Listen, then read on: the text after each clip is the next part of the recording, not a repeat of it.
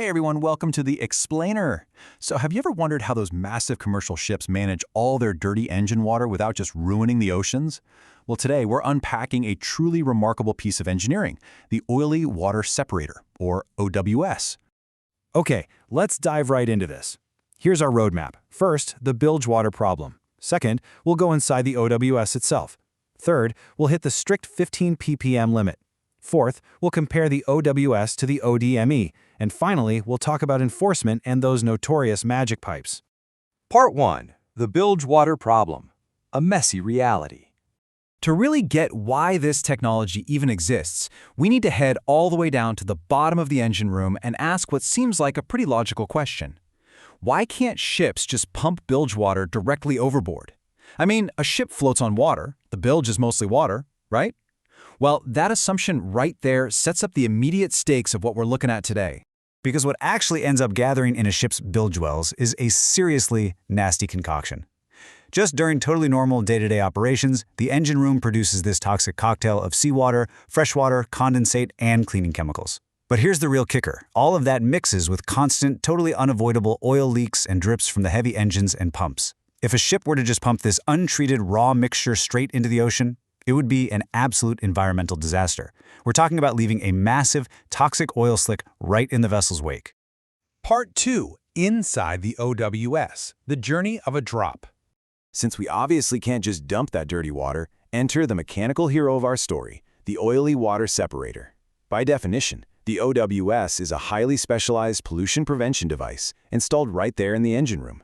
Its one and only job is to separate the oil from that messy bilge water, ensuring that whatever liquid gets pumped overboard meets the incredibly strict legal limits set by MARPOL Annex I. That's the International Maritime Environmental Treaty. Now, I do want to clarify something right off the bat. The OWS is strictly a pollution prevention device. It is absolutely not designed to recover oil for commercial use or fuel recycling. Its sole purpose is to protect the marine environment. So, how does it actually pull this off? Well, the core principle is beautifully simple, honestly. Oil is lighter than water. That's it.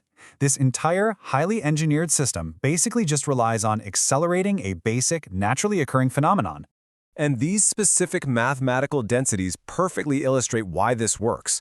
Look at this. Freshwater sits right at a baseline of 1.000, and seawater is just slightly denser at 1.025.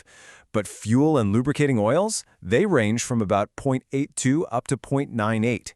Because those oil numbers are smaller, gravity basically dictates that the oil has no choice but to rise. The OWS simply gives gravity a massive mechanical assist. Let's walk step by step through this flow. Think of this as our own little guided tour of the machinery. Step 1. A bilge pump draws that nasty, oily mixture out of the holding tank.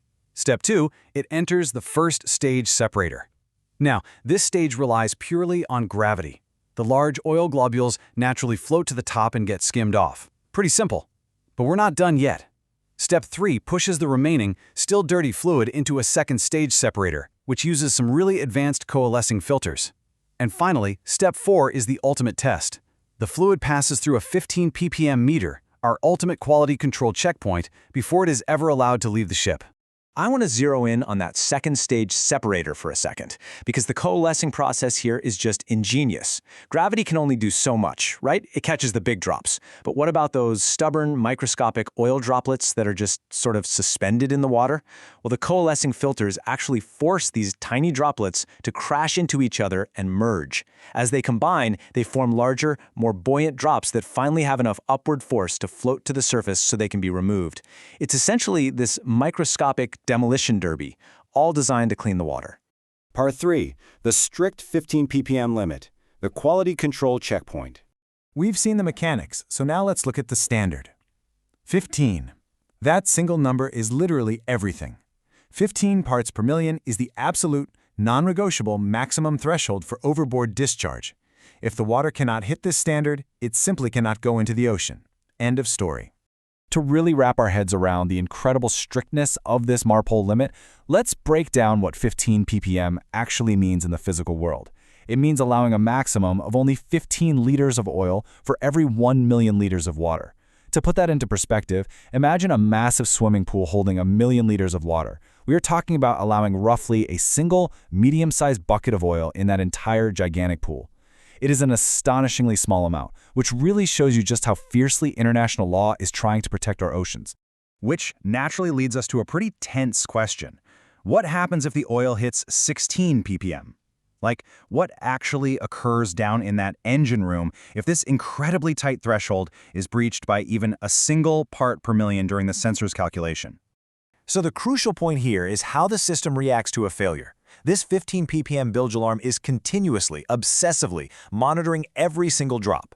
If the reading is 15 ppm or less, overboard discharge just continues smoothly. But the very millisecond it detects a spike to 16 ppm or higher, an alarm instantly blasts in the engine room, and a critical component, the automatic three-way valve, immediately snaps into action. It completely shuts down the ocean discharge and automatically diverts that dirty water right back into the ship's bilge holding tank. It's a totally instant, automatic failsafe. No human intervention required. Part 4. OWS versus ODME. Knowing the difference. Now, if you spend any time at all studying maritime operations, you're going to hear both of these acronyms thrown around. Let's clear them up. Think of the OWS as the water cleaner. It handles machinery spaces and really just asks one simple question. Is the water clean enough? Meaning, is it under 15 ppm? On the flip side, the ODME, which stands for Oil Discharge Monitoring Equipment, is a pollution monitor used specifically on oil tankers for cargo washings. It asks a much more complex question. Is the tanker discharging legally? And answering that requires it to monitor discharge rates, ship speed, and even geographical location. Now, what's really interesting here when we systematically break down these differences is the limits. The OWS handles the engine's bilge water, while the ODME handles cargo tank washings on oil tankers. But look closely at those limits. The OWS only cares about that 15 ppm concentration limit. The ODME, however, measures the instantaneous rate of discharge, or IRD, which is capped at 30 liters per nautical mile. Notice the complete absence of a 30 liters per nautical mile limit for the OWS.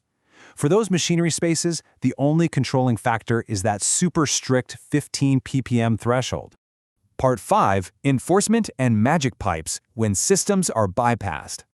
Shifting our focus to the severe legal realities of port state control. Before a single drop of processed water can even hit the ocean, a rigorous checklist of MARPOL conditions must be actively met. The ship must be physically en route, meaning it's actually sailing, not just sitting at anchor. The OWS has to be an officially approved model. The output must be 15 ppm or less. That 15 ppm bilge alarm must be fully functioning, and the automatic stopping device we talked about absolutely must be operational. If even one of these conditions is missing, discharging is strictly illegal. And believe me, inspectors know exactly what to look for. Port state control officers will board these ships and actively hunt for common deficiencies to make sure this equipment isn't just there, but is being properly maintained. They'll pop open the unit to check for dirty coalescer elements. They'll test for faulty alarms. They rigorously scrutinize missing calibration records. They'll audit the oil record book to ensure the math actually makes sense and lines up with reality. But most importantly, they are hunting for any signs of bypassed piping. Which brings us to a very dark term in the maritime industry, the magic pipe. A magic pipe is illegal bypass piping used by unscrupulous crews to discharge oily water directly overboard, completely skipping the OWS and its alarms. I really have to emphasize the gravity of this. This isn't an accident. It is an intentional, calculated act to circumvent environmental protection, and it is a massive MARPOL violation. Being caught using a magic pipe doesn't just mean a slap on the wrist or some fines for the shipping company. It regularly results in direct criminal prosecutions and actual jail time for the crew members involved. It is taken that seriously. This explainer really leaves us with a provocative final thought to ponder. With such incredibly strict limits in place, and with this advanced, highly capable OWS technology readily available on modern ships, why do illegal bypasses still occur? And honestly, what will it take? Is it better technology, a stricter maritime culture, or maybe even harsher penalties to truly, absolutely guarantee the protection of our oceans? It's a critical question of human accountability for all of us to reflect on. Thanks for joining me today, and I hope this gave you a clear, structured look into exactly how we keep our oceans clean.